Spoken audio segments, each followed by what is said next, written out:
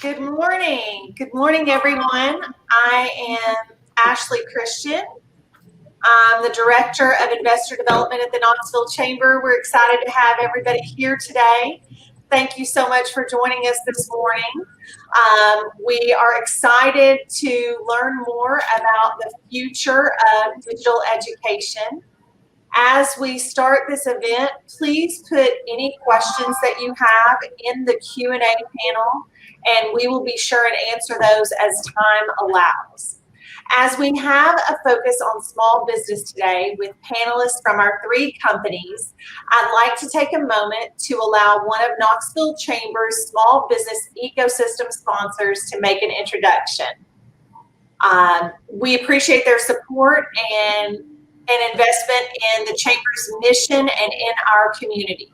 So please allow me to introduce Haley Johnson, digital marketer with Knoxville TVA's Employee Credit Union. Good morning, everyone. Thank you for the introduction, Ashley. Ashley mentioned, my name is Haley, and I'm the digital marketing specialist at Knoxville TVA Employees Credit Union. TVA Credit Union started in Knoxville in 1934, and now we have 24 locations throughout East Tennessee, stretching from Roane County to the Tri-Cities. So we're very familiar with the area, and we're excited to be here. Wonderful. Thank you so much. At this time, I'd like to welcome our three panelists. Dr. Angelique Adams with Adams Media Solutions, Courtney Jernigan with Knoxville Graphic House, and Victory Harbin with The Social Brand. Thank you so much for being here with us today to share a little of your story and participate in this panel discussion. Let's get started by hearing a little bit about yourselves and your business. We'll begin with Dr. Angelique, and then Courtney, and then Victory. So can each of you please speak to the current state of the digital industry in our region? Angelique? Sure, yeah. Well, first, let me just maybe introduce myself. So I run a leadership consultancy for people in the STEM fields, and I make online courses and books, and I also have a coaching program. And what I'm seeing in terms of the state of the digital industry in our region is that we are taking advantage of a lot of the growth. So we're seeing companies coming into the region, like CGI is an example. And I think that even externally, they're seeing all of the human resources and infrastructure that we have here in the region and are willing to come to Tennessee to build their businesses. So I'm seeing a lot of growth in the digital industry. Well, that's certainly positive. Courtney? Hi, yes. So thank you for having me. So my name is Courtney Jernigan. I'm the owner of Knoxville Graphic House. We do everything from branding to strategy, more alternative marketing. And to answer your question on kind of the state of the industry right now, here in our region, I'd say that it's blowing up because mainly because everyone, as of the beginning of 2020 has had a complete shift in terms of the digital industry, even personally for them and for their businesses. So we're getting a lot of our clients, that were past clients, are reaching out to us. Help us do this. We've never done this before. Help us create a webinar for the whole state of Tennessee. We've never done this before. We've always done it in person. So for my business personally, I'm seeing just growth within my clients coming to me needing help for all of these new adventures that they're on, I'd say. Awesome. Victory, how about you? My name is Victory, and I'm the owner of The Social Brand. We do more traditional digital marketing. So everything from websites to social media, Google Ads, all that fun stuff. And I would say that, I can definitely agree wholeheartedly with both Courtney and Dr. Adams about the growth that we're seeing, because people are realizing through the change that being online is so important. And I don't even think it's a competitive advantage anymore. It's just a necessity. And so everybody I know in this industry is busy, busy, busy, because everybody has to be online and you have to put your best foot forward. So. Awesome. Thank you all so much. Well, tell me this. What workforce needs exist to meet demands within the digital industry in our region? And we'll start with Angelique and then Courtney and then Victory on this one. There she is. Okay. So what I'm seeing are a couple of different things. So certainly we need to train with the technical skills, the people that are going to be active in the digital industry. And we have a lot of resources in order to do that here in the region. I mean, we can get kids excited and excited about science and technology, through things like the Muse, and we have enrichment programs, for example, like with the Boys and Girls Clubs that get, middle schoolers and high schoolers interested in studying the topics in the digital industry. And then, of course, we have both community colleges and universities that are at the ready that can really train technically on a lot of the skills. I think the area that it's less clear to me that we are able to meet the need is around reskilling people. So people who maybe are coming from a different industry and are going to reskill either because they want to be active in the digital industry or because their job is just completely changed now because maybe their environment is changing as well. And so I think that focusing on reskilling mid-career people is something that is really important. And I think it's both a technical component, but it's also a social and emotional component, because if your job is completely changed and you have to learn how to do something different, then that can be a really big life change. And so the other area that I'd like to make sure that the region is focusing on is that social and emotional component, whether it be through things like coaching, like what the kind of things that I do, or whether it be through even having, therapy and other, formalized emotional resources available. But I think that's another piece to how the whole industry is shifting, is making sure that we have both the technical side and the social and emotional side covered. I agree with you. That couldn't be more important. Courtney, how about you? Yes. So I definitely agree with that. I think that right now, and you can call it trendy, but that's not really the right word. Focusing on social good is really, really prevalent and important right now.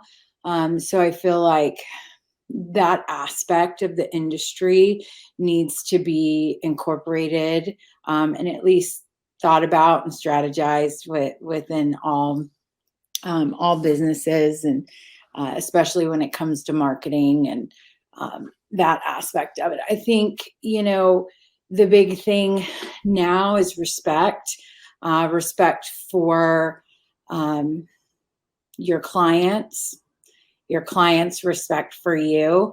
I think one of the main things that I've learned throughout all of my experience is now I don't have to just choose every job. I get to pick. I get to choose my clients as well. And that's really empowering. When I first started out, and I think this is that way for a lot of people, you take all the jobs that you can get. You're just trying to make it in a big big advice, that I can give other people and give back to myself. I need to hear myself say it sometimes too, is I get to choose my clients. And if something doesn't feel right, then I don't have to take that project on. That I'm accepting a client just like they're accepting me to do work as a team and collaborating on that. Digital's everywhere now. So, when you focus on what's going on here in Knoxville, and when businesses and companies here in Knoxville need or have certain needs within that company, they can go anywhere. They don't have to stay local. Everywhere is online. So being able to, best utilize your services, more broad, across the state, is a big thing. But just having that trust and respect and transparency with clients, I think is really what the workforce needs and wants right now.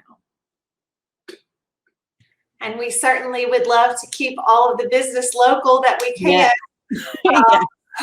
How about you, Victory? So I think I am interpreting this question as kind of like the needs of the people who are on our teams. And I would say that kind of building on what Courtney was saying, everything is digital. And so even the workforce doesn't have to stay local. So like our team, we have people out in California, we have people in North Carolina, we have people in Cincinnati. Like we're all over the place. And so I think that when it comes to workforce, you have to find a way to set yourself apart, even internally, for your team, and find ways to serve your team creatively, because they have options unlike any other time in history. So they don't have to work for a company in Knoxville. They can work from anywhere. And I think that the trend of remote working is really kind of revolutionizing everything, because we don't have to do work that's in Knoxville. We don't have to hire people we don't have to hire people who live in Knoxville. We're no longer controlled by geography in a lot of ways. And so I think that puts a lot of pressure on us as business owners who are looking to attract talent to say, like, how can I serve you if you're on my workforce? Their options are limitless. And so I think just building on what Courtney was saying about respect and respecting the people who are on your team and empowering them to kind of live their best life is just as important. Well, thank you for that. Here is one of my favorite questions of the day. What impact do you feel that women specifically have made in the digital industry? And we'll start this one with Courtney. Okay. Sorry, I keep muting myself because I'm actually building out my office right outside my window, and they have bobcats and everything out there. So hopefully that won't disturb it. This is a fun and hard question for me, and I get asked often. As a business owner, as a woman, I've always had, I've gone at it with the thought of I'm no different than anyone else. Yes, someone can look at me and say, okay, well, that's a woman. But it shouldn't make a difference. If you're good at what you do, if you love what you do, you just do it, and people come to you and they want to work with you. So I have that mindset, and I kind of put the whole, I'm a female to the side. That doesn't even, I don't really think about that often, but I get asked the question a lot. So I research and I think about it and what's going on. And it's interesting there was a 2020 global report that came out on women in business. And I think just in leadership roles in general, I think the past couple of years up until that point, we were about 29%. So when you look at that, you think, wow, okay. And some people say 30% is the tipping point, and it's like 30%, that seems awfully low. Does it even matter? You know, like why is that happening?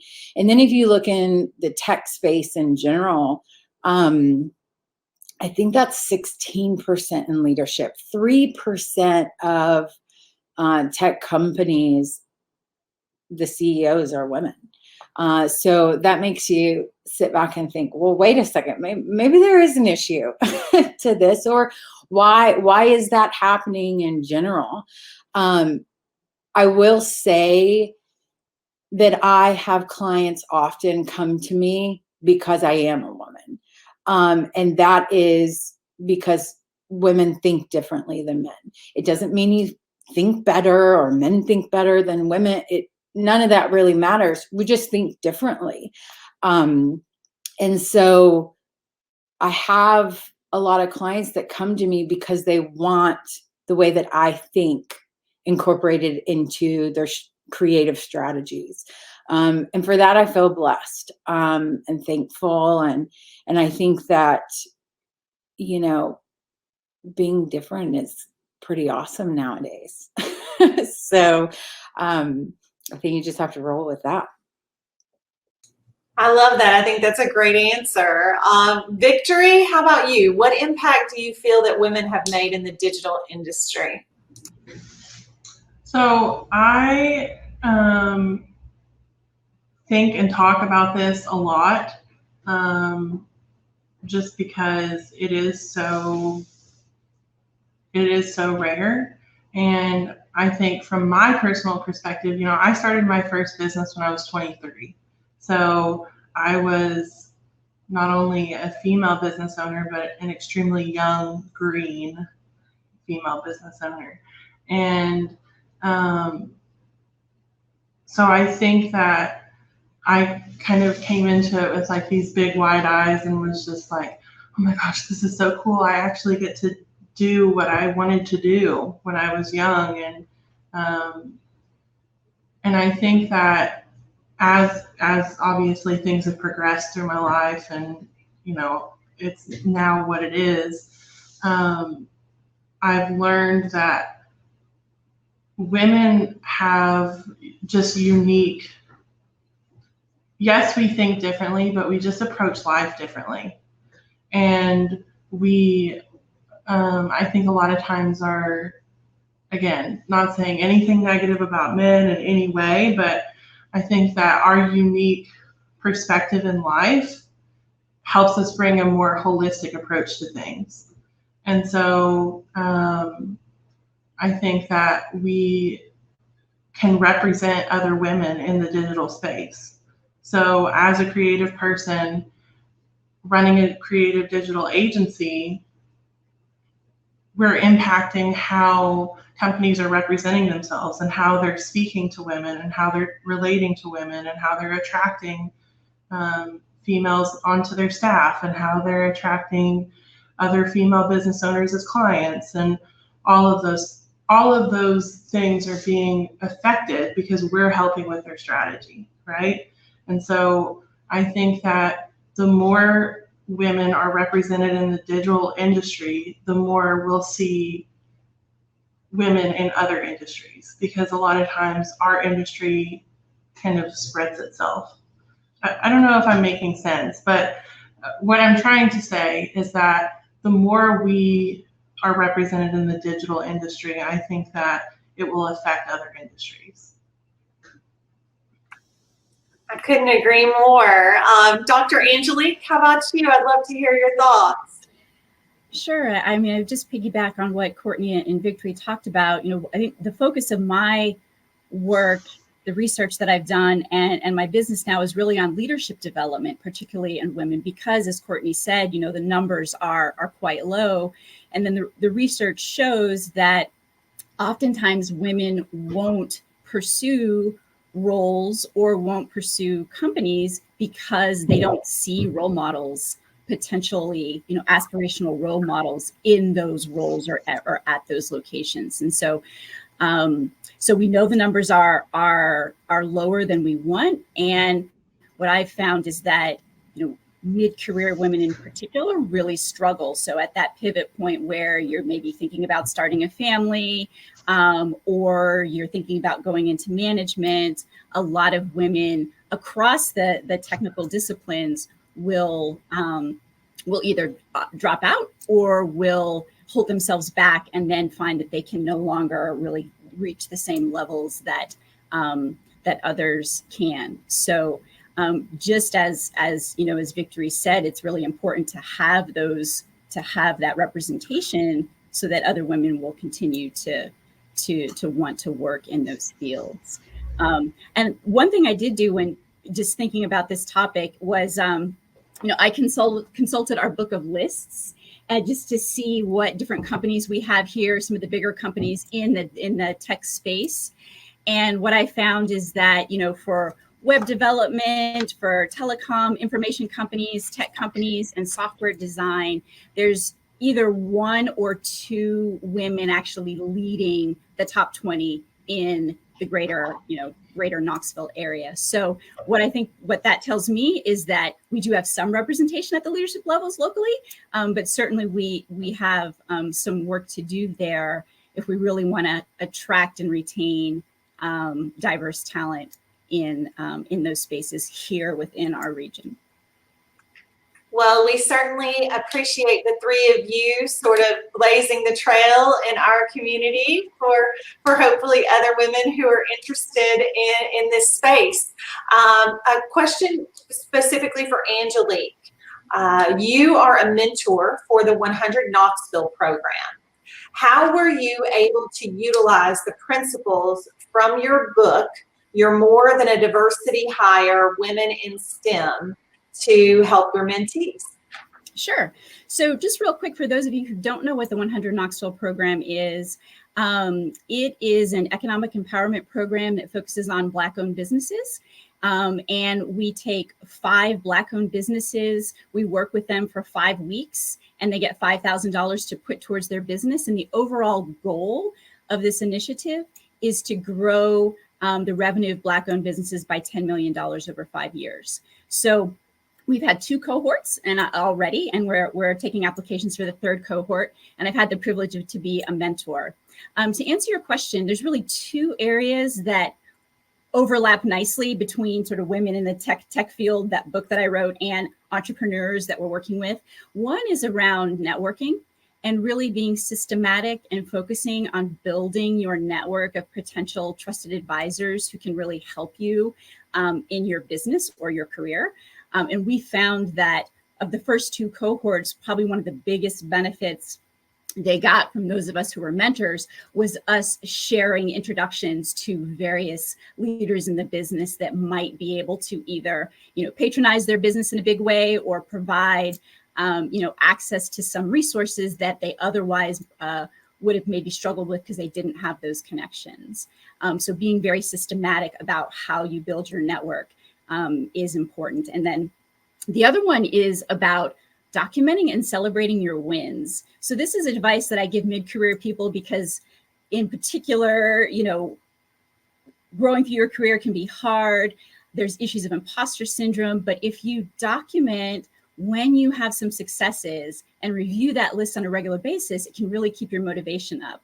Well, the same is true for business owners. I mean, there's so many ups and downs in a small business now. I heard Victory talk about being a business owner since she was 23. I don't know how old she is now, but I've been a business owner for 6 months, and it has been it's been really crazy. So documenting and celebrating your wins is something that's critically important. I think the added benefit for small business owners is that it gives you like this database of stories you can share and help get the word of mouth going for your business. Because what I have found is that, Knoxville really wants to support local businesses. They just need to know about them. So if you can, share your successes really succinctly, when you're talking, just talking to people, or when, you happen to have some media exposure, it can make a big impact in your business. So those are two things that were directly applicable to the mentees.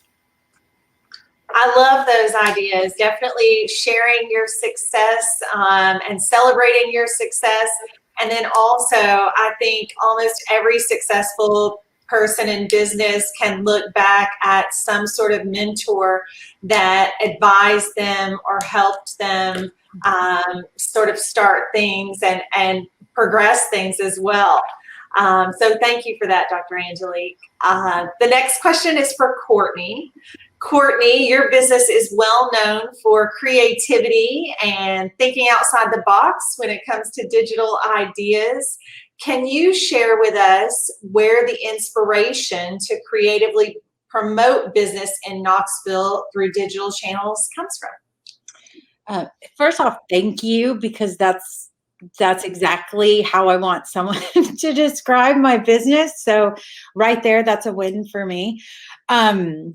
And that's why we have, people coming in our direction. So that's awesome. So thank you for that. For me, in working with my clients, it's always how do we make our competition irrelevant? And that is on my mind daily with every project, even from something really teeny tiny to something huge and big, and strategizing something very, very important for a company. I think of the word trite often in what I do, because I do the actual artwork, and then I also do the strategy part of it too. And I do a lot of hand holding. I hold a lot of people's hands, especially lately. We all need more hand holding, especially when you're doing something you've never done before, and it's nice to have someone hold your hand. So I do a lot of that. Didn't know that was going to be part of my job description when I was younger, but I do a lot of that. But I try to stay away from anything trite, which means anything done before, overdone. I reference a lot the blue ocean strategy, and I utilize that in most everything that I do on a daily basis. If you're going to do something, do it differently. You have your red ocean, which blue ocean strategy, you can grab the book on Amazon or wherever. But you have your red ocean. You're fighting, you're competing against the existing markets. You're trying to beat your competition daily.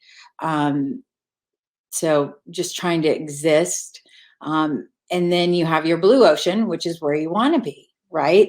You've created a new market for yourself. Competition's irrelevant.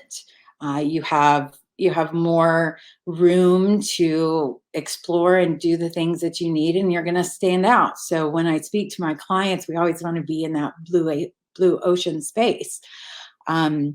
So what's the recipe to that? So back to your question, where do I find inspiration? Those things are always on my mind.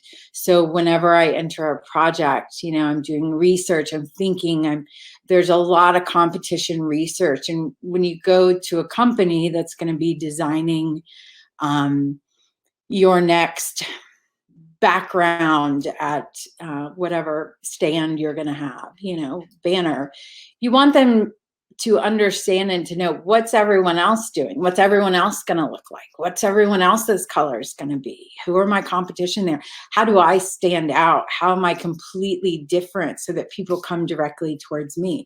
If it's a brochure, why is someone going to pick that up? Well, if they pick it up, why are they going to read down further from there? So those things are always on my mind. So I'm searching for inspiration in every which way. And my mind is a bit crazy. I've just moved, and my family's just moved. So all my ideas, now that I'm in a new space, I've got to do this and I've got to do that. But it's the same way with my clients. I'm just constantly thinking of all of these ideas, and it's just sitting down and getting them done. And it's a lot of fun. So.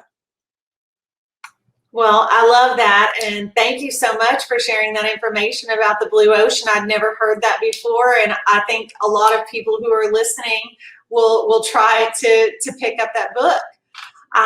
Victory, this question is for you. Your company focuses on growing the digital presence of companies and getting them introduced into the digital landscape.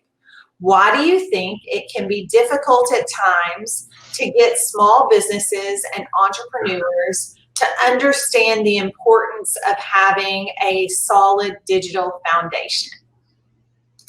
So I was just having a conversation yesterday with a board of directors, and of course it was several older gentlemen who just had been doing it for a long time, and they had built a very successful business. You know, it's very successful, and up until this point they haven't had a digital strategy. They just haven't, and it's worked. And so I think that talking to them, like I was introducing the idea of LinkedIn, right? Very, like I shouldn't have to introduce that idea. And, you know, in my world, it's like, of course you would be on LinkedIn. Like, why wouldn't you be on LinkedIn? But in their world, it was like, well, why would we invest money in LinkedIn? Like it just didn't make sense because it's never had to be done before, but the landscape has changed. And so I think that when you've always done things a certain way and it's always worked, or you grew up and things were done on a handshake and things were done in a certain way, and now understanding that the world has changed and decisions are made in different ways is challenging for some people. I think in general, most small businesses understand and comprehend that digital matters. I think that there is resistance sometimes out of fear. I think there's a lot of fear involved in digital, and it's for a number of reasons. They're fearful that it's costly. They're fearful that it'll take time. They're fearful that maybe they'll grow too fast. They're fearful of lack of privacy, right? Like there's so many different things that people are afraid of when it comes to digital. And so I don't necessarily think that the problem for most entrepreneurs and small businesses is lack of thinking that it's important. I think that it's somehow tied back to a fear that they have. It's so funny, like Courtney was talking about holding hands. Like, we are therapists. I have a client who calls me like the social media therapist because it is so emotional. Like marketing in general is very emotional. And like one of my good friends, her name's Kendra Ramirez, and she talks about how everything is about mindset, right? Like overcoming obstacles in your business to get to the next level is about changing your mindset and overcoming your own personal limitations. And I think that for a lot of people, somehow digital is one of the things that's tied to some internal dialogue, right? It's like, well, my business isn't ready for that. Or, well, I'm not good enough. Or we're not ready for that. Or we don't need that. Or whatever it is. You know, there's some dialogue that's holding people back. And sometimes it's like Dr. Adams was saying, that imposter syndrome, right? Like it's very real. And rather than exploring it and finding creative ways to approach it, it's easier to avoid at sometimes. But on the flip side, I think that there is so much incredible creativity in the small business community. Like I have seen ex-accountants figure out how to build beautiful websites. And they're like, this is the first time I ever did anything, and I just got online and watched a YouTube video and figured it out. Like, is it technically perfect? No. But I have seen so much resilience in the small business community. And so I want to kind of balance my answer with that there's a lot of people who resist it, but there's a lot of people who are just like throwing themselves into it and doing a fabulous job. So the small business community just like excites me because like small business owners are doing amazing, beautiful things every day, and they're making something out of nothing. And not all small business owners resist it. So I just want to kind of bring that balance to my answer. Well, I love the hopeful end of your answer, Victory. And that sort of is a perfect lead into my final question, or your final question from me, and then we'll take questions from the people that are watching. But I'd like to know, and we'll start with Victory, and then Dr. Adams, and then Courtney, what is on the horizon for digital education in our community? What's the future look like? Victory, will just. So I think my answer goes back to kind of what I said previously, in that things are kind of decentralizing, right? So like you don't have to be in Knoxville to work with someone. You don't have to be in Knoxville to be hired by someone. Same thing. I think that the future of knowledge and education is online. And I think that that has truly elevated not only our industry, but every industry, because the quality of the resources that we have access to has just multiplied, right? Like we're all being elevated by access to information. And so I just think that the future of education and learning in general is online. And I think that, the flip side of that is that sometimes there's an overwhelm to it, right? And there's so much information that it's can be overwhelming and almost paralyzing to some people. But I think that, again, small business owners are very resilient, and they always find a way to get what they need. So. Okay, thank you, Victory. Dr. Adams, what about you? What's the future hold? Well, one of the things that that has come up a lot in the 100 Knoxville mentoring program is this idea about small business owners using digital education inside their own organization to help like improve efficiencies within their organization. So for example, we had someone who was planning to onboard several new employees. And so he said, okay, I'm gonna have to take the time to go through this onboarding process and teach them how to do all the different steps. And so one I thought was, okay, well, can you shoot video of the first time you do it and then turn that, it doesn't have to be fancy, but just post that into a series of, online, a series of videos so that you can now have an education, a mini course on onboarding that doesn't require you to be there. You tell your new people, okay, watch this, and then we'll schedule some time afterwards.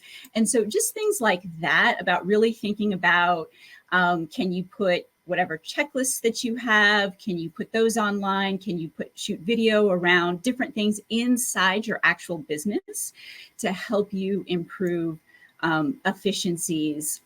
And when I was working in larger companies, particularly in the manufacturing, we would often make mini online courses around safety videos, things like that, ways to enhance the educational experience for our own employees. And so I think that's an area that that small business owners can really tap into to improve operational efficiencies.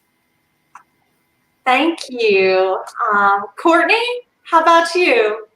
Okay. I'm going to pick on one of my clients. They're a great client.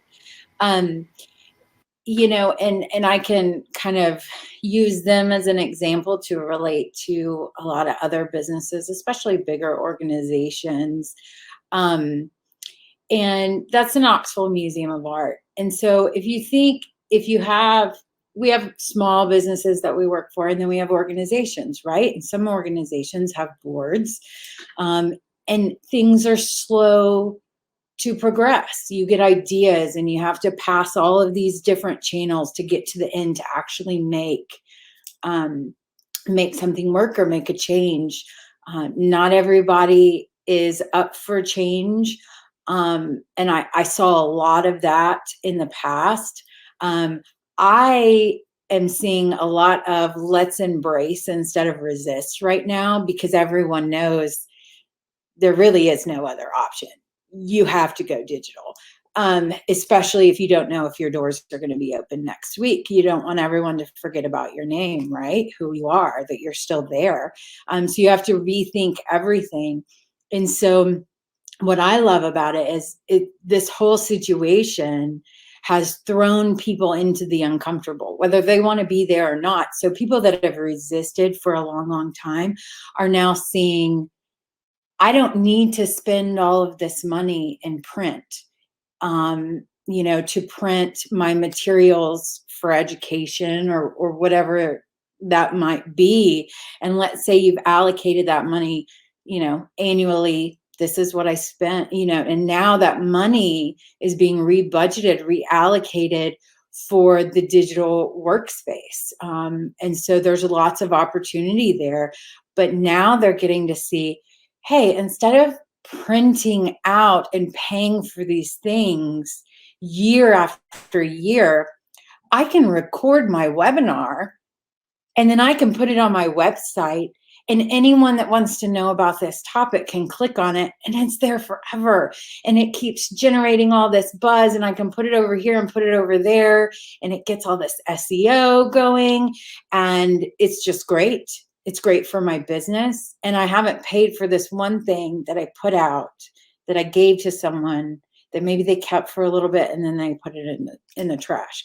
Now, I'm not saying that those things aren't important, because depending on the situation you're in, they might be. But allocating that money first for the digital space, if you've designed it, at least in my world, you can put it in the digital space. And then you can also print it out too. So you've got all of that. It's content.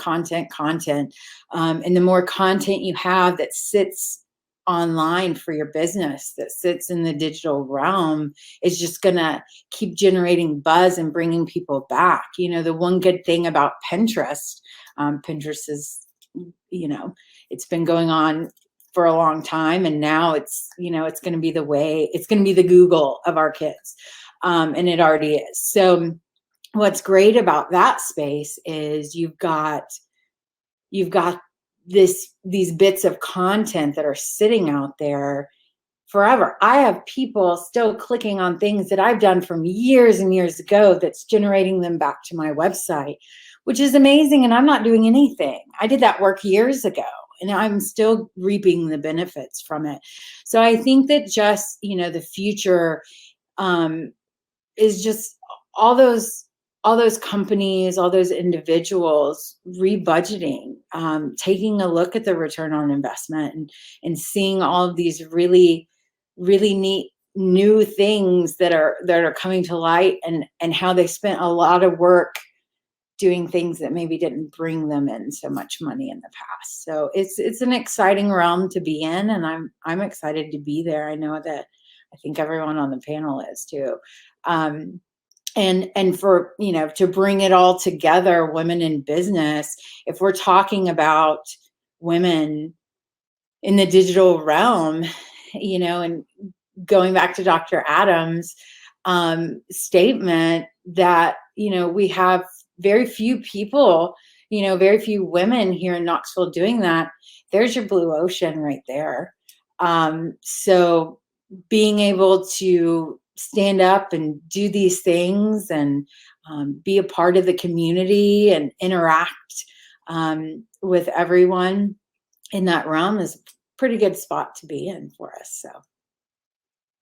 Well, thank you all so much for the hopeful message and for choosing to have your business in our great city and for being inspiration to so many others that are working and doing business here. Certainly appreciate you, and I'm honored to be emceeing a panel with such incredible women. So thank you, Dr. Adams. Thank you, Courtney Jernigan. Thank you, Victory Harbin.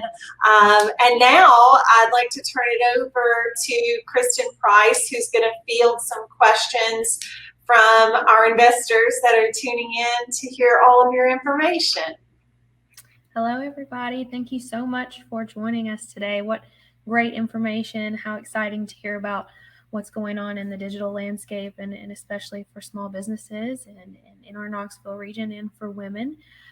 So we've actually had several questions. For time's sake, I'm going to try to combine them so we can hit some of the high points for several folks. But one of the big things was, what advice do you have for entrepreneurs starting a business in Knoxville and specifically within the digital industry? Are there certain platforms that you would recommend that you think would be the most helpful to help a company get off the ground? And you guys, no specific order. Feel free to chime in as you like. Maybe I'll just start with one comment. So if you haven't already, you need to go to the Knoxville Entrepreneurship Center and have a chat with them, and they will be able to direct you to a lot of great resources, connections in the community, and other things you might need in order to get yourself off the ground. So that's my first recommendation. I would say that the other organization that you should definitely get involved with is the Knoxville Small Business Development Center. They're located within the Knoxville Chamber, and I've been teaching classes for them now for, I don't know, four years. And they have free classes all the time, free education. They have free like advisors for you to meet with. One of the advisors is a CPA, another one is like, they all have these amazing histories and an amazing heart for business owners. And then the other thing that I would say for female business owners is there's a group run by Knoxville Entrepreneur Center called Women in Entrepreneurship. And it's a Facebook group, as well as they meet monthly. I think it's the second Tuesday of every month. And just like, your friends when you're a business owner should be other business owners, right? Just surrounding yourself with other people who are been there, done that, gone through that, are going through that. Like, I learn stuff from those women every day. And, you know, I've been doing this for 5 years and I still learn all the time. So just surrounding yourself with other people who are doing it, I think is really important, because when you're starting out, it can be very lonely. Like, you're trailblazing, right? You're creating something out of nothing. You're doing something that probably no one else in your family has ever even imagined that you would do. And so I think that my biggest advice for a new entrepreneur is, like, find other entrepreneurs who understand what you're going through and, like, have a support system, because I think sometimes people burn out just because it's lonely. So I'll throw my 2 cents in. I have made some mistakes. I think that all business owners have made mistakes, and I think that's how we learn and how we get better, right? Do you get up? Do you keep going? Or do you let that mistake lie there and you don't fix it? I think that's the difference between succeeding and not. And so when I first started out, I hooked up with the small business. organization, and they are so helpful here, the Knoxville chapter, and it's all free. You don't have to pay for it. Whereas when you open up a business, people are saying, you need this and you need that. And you go and you try to do it. And you're like, wait a second, I didn't need this. And I just wasted all this money and spent it over here. And I didn't really need to do it. And for me, it started out with more kind of back end questions. QuickBooks. How do I run QuickBooks? My biggest advice to my clients, because I get a fair amount of clients that come to me because they need branding logos for a brand new business, right? So they're starting everything from scratch and they say, I need you to run my social media. Can you give me a proposal for that? And depending on the size or what it is that they're doing, a lot of times I say, no, I'm not going to give you a proposal on that because you need to do it.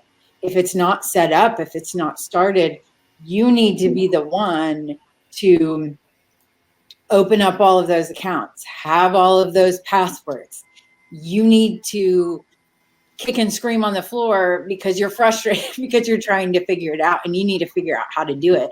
And now once we're a few months down the road and you've got it all set up and you've tried and you understand it, then we can start having conversations about it. Then we can communicate about it.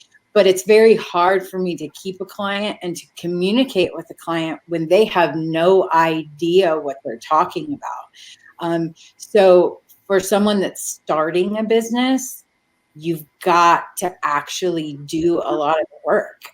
For me, it was important to set up QuickBooks, learn how all the books ran. Even though I'm on the design aspect of it, I never really wanted to do all that other stuff. Well, it's important to do all of that first. And so utilizing those services here locally that are free, and networking with other women, other people that have made mistakes that can tell you, hey, don't do that.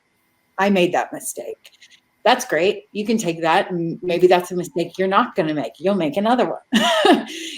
So really utilizing just the community in terms of support and going at it in that direction, but actually getting in there and doing the work yourself so that when it comes to that point in time, you can actually be able to communicate effectively with your CPAs, with your designers, the whole realm of everything that you need. That's perfect. Thank you all so much for that information. I think getting small businesses and entrepreneurs to understand where the resources are is a huge part of getting started. So I appreciate you all sharing that. That will be very helpful. We've got a couple minutes left, so I thought we could wrap up with a fun question, and then I can always relay more questions after today if anybody has anything very important that they would like to know. But if you could, in just a short sentence or a few words, say your favorite thing about doing business in Knoxville, what would you say? In no specific order, so you guys can go whenever you want. Whoever wants to go first. For me, it kind of comes down. My dad, who's since passed away, started a business in Knoxville, and it was very successful. And I never grew up wanting to own a business. I just knew when I grew up, I wanted to be an artist.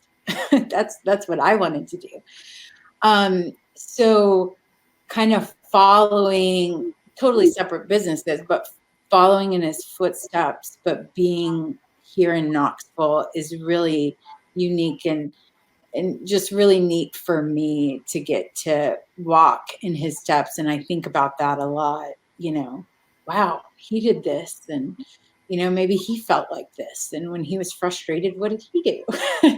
But Knoxville is an amazing area.